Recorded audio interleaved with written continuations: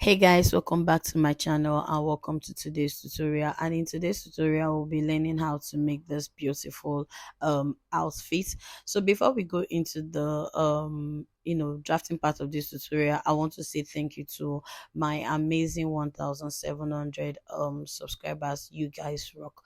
So let's get right into the video. So our basic body is drafted already. So on our bust points, we're just going to come in with our nipple to nipple measurement divided by 2. So we're just going to take that measurement all the way down. If you want to add half inch at this point, it's fine. If you don't want to add half inch at this point too, it's completely fine. When you're cutting on your main material, you're going to add your half inch. Please don't forget to add it. If you don't add it on your drafted paper, else you're going to shorten your measurement. So on the underbust, for people who are not of a big size, your underbust at the center you can come in by half inch. For the side you can come in by 1.5. But then for people who are, they have big boobs, some persons, their body is wide but their boobs are not big. But if your boobs is big, you can come in by 2 inch, 2.5 inch. Then for the center front you can use 3/4 of an inch or 1 inch. It works very fine. Then if your body is big and your boobs is not big, you can use, the measurement 1.5 and then half inch. So the next thing we're going to do is on the bust point, we're going to come down by half inch. This is just to give it a pointy curve. So at this point, if you want to come down by 3/4 of an inch, or if you don't want to even come down at all by any measurement, it works very fine. You're still going to have a very good bustier. Like, it works very fine. I've actually worked with it like that. When I draft with a free hand, I don't do any parts to be pointy, and it works fine. So if you want it to contain very well, you can make a curve. But if you don't want it to have that pointiness, you can make your curve to be on a light side, and you can basically use your free hand. So the next we're going to do on our chest line, we're going to step down by 1 inch, just like so we can give it a little sweetheart curve. Please don't make your sweetheart curve to be very deep, except the style requires you to make it very deep. When it's not deep, it's always easier to work with, for people who can really add their lining together properly. So the next thing we're going to do is to extend our nipple to nipple measurements down to up to the yoke, so we can go ahead to do our chest line tightening. So the next thing we're going to do is we're going to take our chest line tightening. So you can work with 3/4 of an inch, or you work with 1 inches, as the case may be. Even half inch you can work with it. If you don't want it to be very deep and very curvy, you can just work with whichever that works with you. 3/4 of an inch is fine, 1 inch is fine, half inch, like I said, is also very okay. So, but you're not going to have that deep bustier curveness. You're not going to have it, so you can see how it is, like, it's looking beautiful already. So the next thing we're going to do is we're just going to take our bust measurement, your breast, your the circumference of your bust measurement divided by 4, plus your sewing allowance. And then also on the waistline, your waist measurement divided by 4, plus your sewing allowance. So mind you, we're not doing an inbuilt corset, so we're not going to use our hip measurement on the full length. We're just going to take our waist measurement all the way down, just like so. And basically we're done with our front body. So we're just going to cut out all these asterisk parts. They are not needed, so we're just going to take all those parts out, and we are done with our front body. So you can see it's really not that difficult. It's beginners friendly. Just take your time, and you're going to understand it perfectly fine. So this is it. We're touching our yoke, and we're taking out every part that is basically not needed. So on our yoke, please work with 3 inches wide. We didn't start with drafting of our basic bodies. Work with 3 inches wide and 3 inches depth, so your neck will not be too wide. So we're just going to make a V neck, just like so. This is it. And the next we're going to do is on our shoulder line, we're just going to divide our shoulder into two. Whatever you have, just divide into two and mark just like so. And you're just going to take the line all the way to the end of the yoke. It's a v-neck, that's why the front is open, that we're going to slice out. Don't make your neck to be too wide, except that's what sits properly for you. So for the opening, the side going to the armhole, don't come in too much. You can come in by 1 inch, then this other part you can come in by 1.5 or 2 inch, depending on how you want your strap to be. So from the shoulder, then we're just going to come down by 2.5 inch. By the time we add our shoulders together, already we'll be sitting on 2 inches, just like so.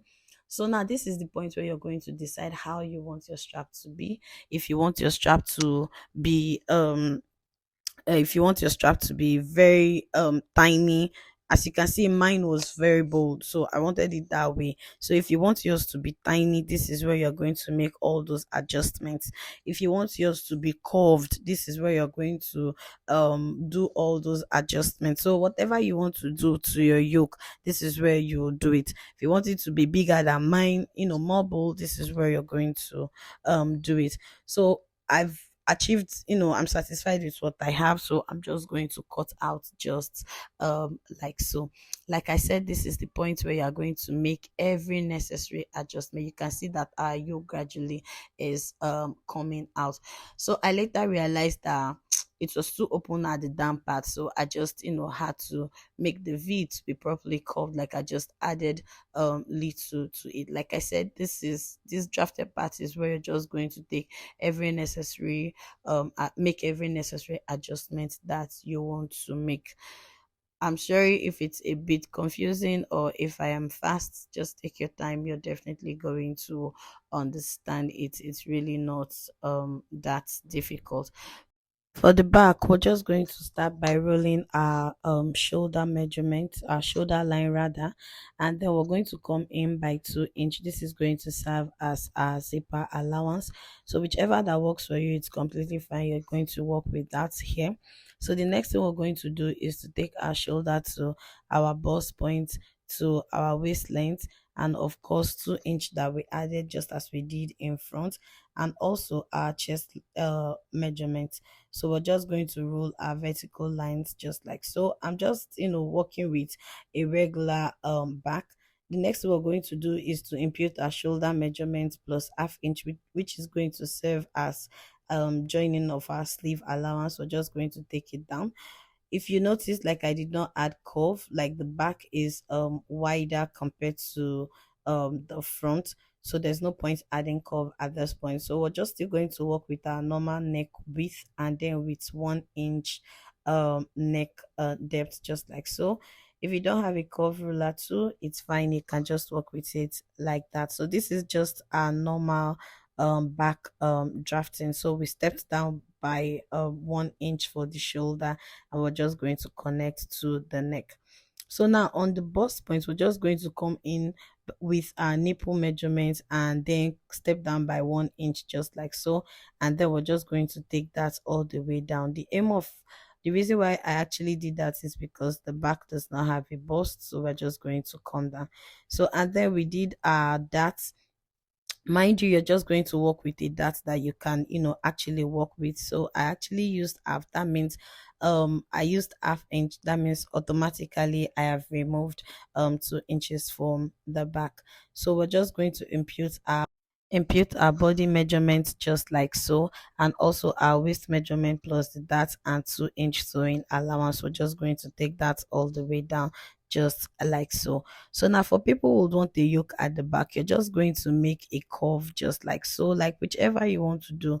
I'm just giving you an idea of how you can make a yoke at the back. For people who are using zipper, just completely ignore the yoke. I just imputed, using one stone to kill two birds. For people who will be wondering how to add a yoke to it. So let's just label. So on our waistline, the next thing we're going to do is extend the waist drafting to the zipper, and we're going to come in by ½ inch. The aim of doing this is to make sure our zipper will lap very well so it won't be, it won't bulge out. But I advise that at the waist you can just come up by 3 inches also. So by the time you come in by half inch at this side, you're also going to come in by half inch at the three. You're also going to come up by impute the half inch to, for the 3 inch that you came up with. This will help your back to sit properly. So basically that's just everything for the back. You can see that it's really not that difficult. So I'm not going to rip out or mark my darts because I don't want any dart showing. So I'm just going to do it just like so, and then gum on it and draft just like this on my material. That means my back is not going to have any dart line. I've already removed the dart. So this is the beautiful part of drafting with a paper first. So the next thing we're going to do is we're just going to cut. So this is me adding half inch. That's why I actually showed this part, because I didn't add it to my drafting. So this is what I meant when I said if you did not add your half inch, you're just going to add it when you're cutting on your material. I added excess so I can have enough to work with and just trim out without being short. Please, you can manage your material. I'm just working on it like this because I won't be needing the material again, and it's mine. So if you're working for your clients, please manage your material very well. So now for the yoke, I'm going to cut double of this. That means I'm going to have 4 pieces of this, because I'm not going to use a lining to lining this. I'm going to use the ankara again as the lining, so whichever that works perfectly for you. So now if you want your straps to be tiny, there's no point adding this little sewing allowance that I'm adding here. So this is what it looks like. So this is it, like after I've added my wording to use. I used soft wording for this because of this tutorial. So the next thing we're going to do is, this is what the yoke looks like. We're just going to use each to lining together. So you're just going to place them together just like so, and you just turn. It also works very well, like if you want to use a lining to lining on it, but I think using the ankara will just give it a very good fitting. Whichever that works for you, it's completely fine. So this is what it looks like. So you're just going to notch at the V part so it will be easy to slip. And please, there's no point closing the amp or points. You're going to add a sleeve to it. For people who have sewing machine, I mean weaving machine, you can just weave the amp hole. So you're just going to stitch on the V part of the front part of the yoke, just like so. And then you're just going to give it a very good press at this point, like for it to sit very well. You're just going to press on it just like so, so it's going to sit properly. Please place the material on your fabric, don't just iron directly. My iron, I'm struggling to use this iron, like it does not work very well. So this is what my bustier looks like after I'd gone ahead to join. So after joining, the next thing we're going to do is to introduce our yoke to it. So this is what the yoke looks like. You can see gradually our bustier is coming out. You can just see how our top length is gradually coming out. You can see how it's looking. So you're just going to take your measurements on sides to make sure everything is sitting and aligning properly. So you're just going to flip, because we want to add the lining. Please don't add your lining before adding the yoke, else you're not going to have a very neat work. So just flip over just like so, and then introduce your lining to it. Just take your measurement and make sure the two ends are sitting properly, and even the front together. So this is it. You can see I've introduced my yoke. Make your adjustment, and then you can, when you're attaching your yoke, you can just sew with an hemming gum, so everything can just sit very well to look neat. So this is it. I'm just going to notch at all the ends, so when I iron, it's going to sit down properly. You can see I actually sewed with hemming gum too. So if you want to top stitch, it's fine, but sometimes I really don't like top stitching it very fine, like if you want to top stitch. So you can just use your hemming gum at the top and you just give it a very good press. In order to know that your hemming gum has sticked properly to it, you just see that your hemming gum is no longer visible. That's how you know how your hemming gum is stuck to it.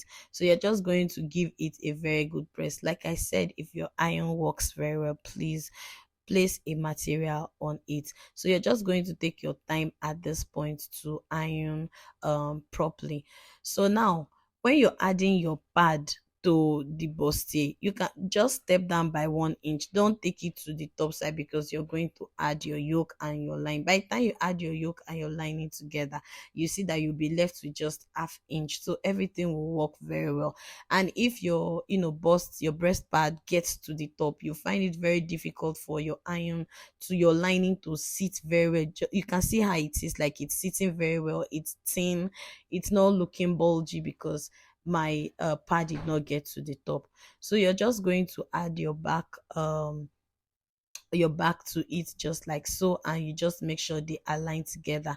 Remember that we added 2 inch sewing allowance, so this is the point where we're just going to take our body measurement and make sure everything is sitting very well. If you forget to do this part to remove the excess, you just be wondering why it's not lapping. You just be wondering why at first sewing, like, everything is looking very big. You did not take a wrong measurement, you actually forgot to do this part. So like I said, we added 2 inch, so you're just going to make sure everything is sitting and you're going to remove the excess. 2 inch was added to my half measurement, so I'm just going to take off the excess just like so, and then place it at the back too, because it's not just only the front. You're just going to place it on the back just like so, and then you're going to take the excess out too, just like so.